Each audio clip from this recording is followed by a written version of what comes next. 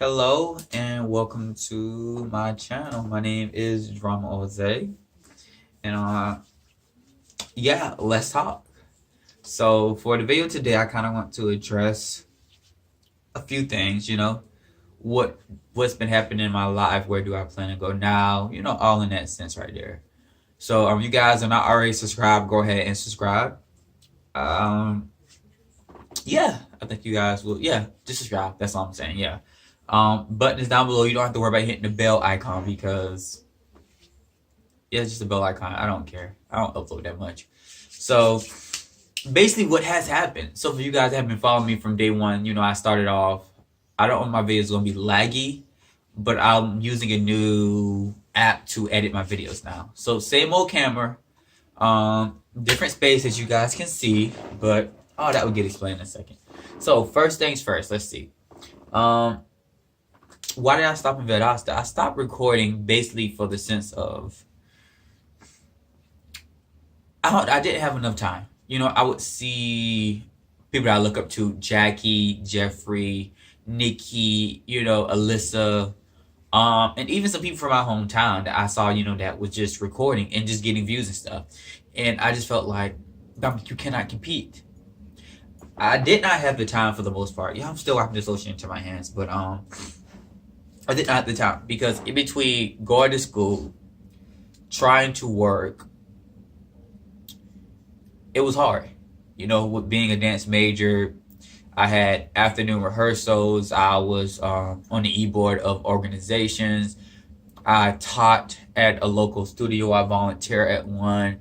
It was just a lot of work to be able to sit down, literally record, edit, put stuff up, control my social media, all this other stuff. So I was like, I don't have the time for it because I had other things that were my priority at the time, one being school. So I said, Dr. just put this off.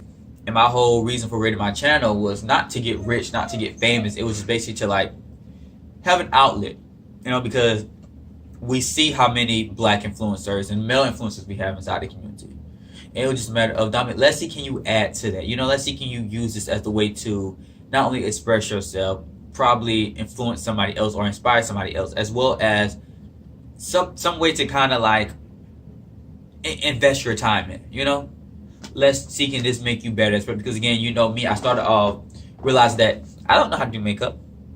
And I know that YouTube is going to be the thing to help me push myself forward. The thing that's going to help me become better in it. Because the world is watching, whether it's my 4 friends as long as watch my video, whether it's, 10,000 bystanders, people are still watching.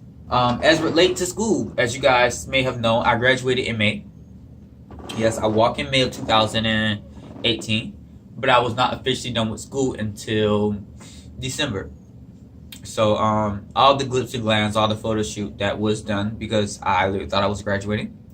But at the time, I don't understand. But anyway, I not understand. I do understand. But I had to take a science class to get out of school, and I took that science class 3 times.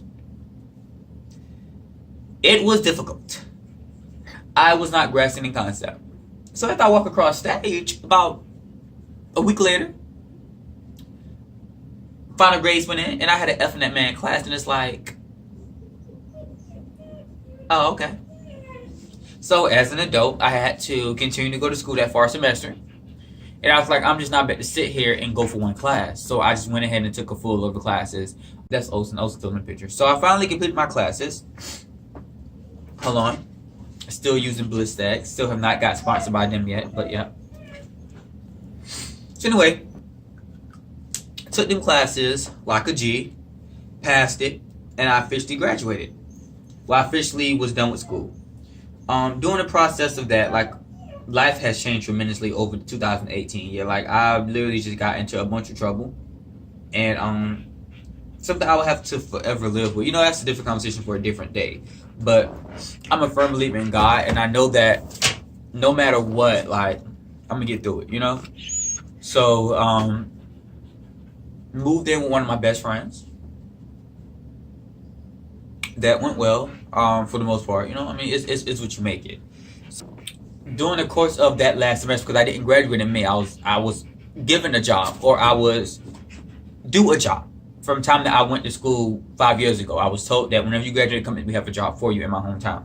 So that's what I was really banking on. So, I apply for these different jobs. I apply for some in Florida, apply for some in North Carolina, just teaching, because my whole thing is, I don't went to school all the time. I got a degree. I want to use my degree. But then I was like, back in my mind, I have a job that was promised to me. So went on with my schooling, and during this time, after I graduate, I was not able to go back home because I still had the class to finish. So I made references back home, calling, trying to see, okay, hey, I can't really come now, but would the job still be open in December? And the whole thing is, well, we don't have a teacher yet, but we're going to keep looking at you, okay? So I said, okay, cool, because I feel like I did everything I was supposed to do. But I still went and applied because my whole thing is, came from South Carolina, went to school in Georgia. Hold on for a second. Come on, Kendall. This way. So, still applying to different schools or whatever. Because I didn't want to come back to South Carolina. I said, South Carolina is not big enough for the arts for me. There's nothing in South Carolina that's really going to push me. But my grandmother, because at this point, it seemed as if everybody started dying that was close to me. Not people that were really, really close, but people that I knew in the church. So I was like, I need to get back home to my grandmother or whatever, right? So, unfortunately, the state took over my school district because it was some misappropriation of money. I'm pretty much sure you guys can read more about it. I don't want to put bad information or false information, but misappropriation of money. And at that point, it's like, well, they redid the whole administrative board. So it's like, our main thing is not finding a dance teacher or putting dance into the field. It's getting these test scores up, Principal just kept shooting me down. I'm emailing this man, calling this man, nothing ever happened. Talking with my professors about getting a job, them helping me, they, doing recommendation, everything else, just kind of lead me in the right path or whatever. Did an interview for North Carolina. That didn't came through. I guess they wanted somebody with more experience. But it hurt it, but I just kind of charged it to the fact that, like, that's not the door that God wanted me to walk in at that time. I grew up slightly religious, and it just kind of dropped over time, and I felt like that's where a lot of my problems came back in when I stopped, like, going to church. I stopped, like, praising God. I just stopped being at His feet. And that's something that I told myself I was going to get back to this year, and yeah, I'm getting there.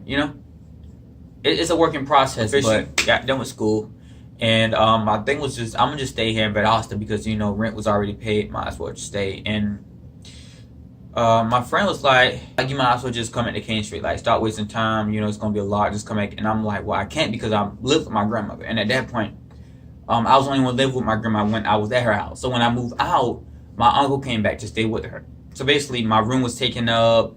It just was like, I was like, there's not going to be any space, and I don't want to just push myself in on her because I grew up in foster care for a good bit of my childhood, well, for some of my childhood, a good bit of it.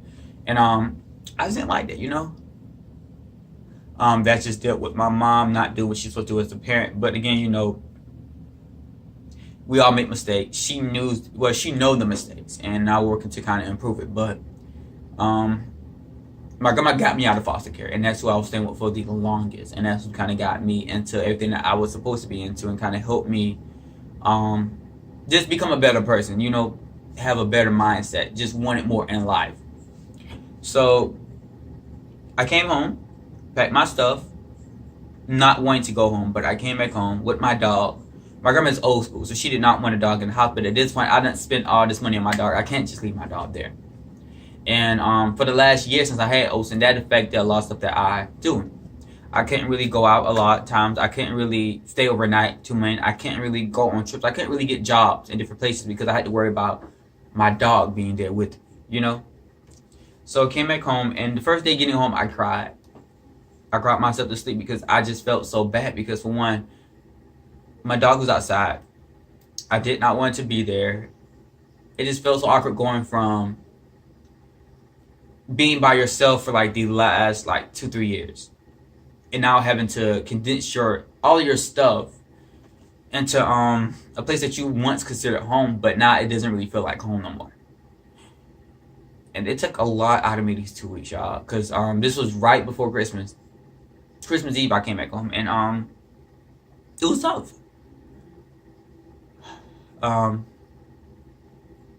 And I couldn't tell my grandma because she was so ready for me to come back home. And I cried a lot because I felt like a lot of people didn't understand, and I just wasn't prepared for that. I just expect that school is going to be there. After I get to school, I'm going to come back to like a good support system. And unfortunately, I've really had to either work or do things that I did not want to do to actually take care of the stuff that I need to take care of. I didn't have the luxury of my parents taking over my bills or being on my parents' insurance. So I still had, stuff I had to pay for it.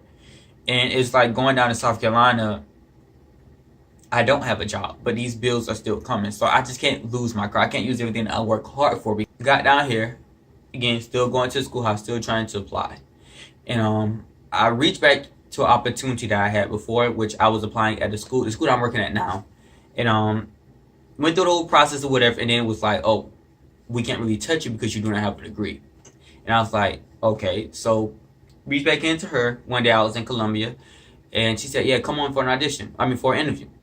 Well, I said, I'm not dressed. So went in there, did the audition, whatever, or the interview, and basically I had the job at that point. But it's just a lot I had to go through because, for one, I'm graduating with just a Bachelor's of Fine Arts in dance, a personal degree in dance. I do not have an education component. And then instead of South Carolina, in order to work as a teacher, you have to go through, I think, like 4 different programs. And the one that I chose was PACE. It's a lengthy process, but with me, I kind of am going towards my final step in my first year. So, like I say, everything is just good. So that whole week I was there, whatever, I just got good news, then bad news, then good news, then bad news. Having to get TB tests, having to do all this relocation without having money, everything. It was just so much stress and everything. So then I went to stay with one of my friends that's in Columbia because I live in Kingston, so it's about 2 hours away from where I work at now. But we were just friends at that point too, and we got into this huge argument. Basically, it was more of them calling me a liar. So it was more like, oh, you're sleeping with this person, you say you're not dating this right here. And I've been struggling with this person for a long time, y'all. And I decided that I just don't want to be with the stress or anything else. I'd rather let you go before I start hating you. Because what you're not about to do is just call me a liar. I don't need that stress. So I gave that person an ultimatum, and they made their decision. So it kind of killed our relationship as we knew it. Over the course of like the next few weeks, we started talking again, but it would never be where it was at before because that's another story. But so that hurt because you go from being like that. This was like a business partner, and everything, because this person actually gave me an opportunity where I was supposed to open up my own dance studio. $50,000 at my disposal, y'all. Everything. And instead of taking that opportunity right there, I took this right here to come teach because I just wasn't ready to open up a studio yet. And it just had so much connections with that person that I just felt like someone would have got hurt in this situation. So I took the cheaper route. And the route that just resulted in a lot of struggling. So got an apartment complex, was applying different ones. Finally moved into one. You guys will get an apartment tour later on, but my apartment is virtually empty because I told myself the only thing I wanted for my birthday was an empty apartment and a job. And I got that 3 weeks after my birthday. So I'm officially working now. 3 weeks in. Badass kids, that's all I'm gonna say because I work there now. And got my empty apartment that I'm currently working on improving. So God is good. It's a lot more that I want to just go into details with you guys, but I can't. But what's next for me? Just moving in, I've been stressed too. Because you're going from... And like Abetta says, y'all, if you are in college, take advantage because these are going to be some of the most variable times of your life. And I'm at the point now where I go to work and I come home and I'm ready to go to bed at 6 o'clock because it's something to do, because I'm bored. I don't want to go out, get into trouble, don't want to make new friends. But the transition is tough as hell.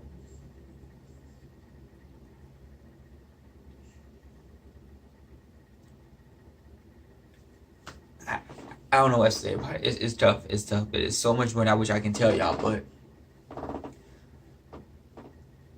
I can't. So moving forward, what am I going to do as a creator, as a person?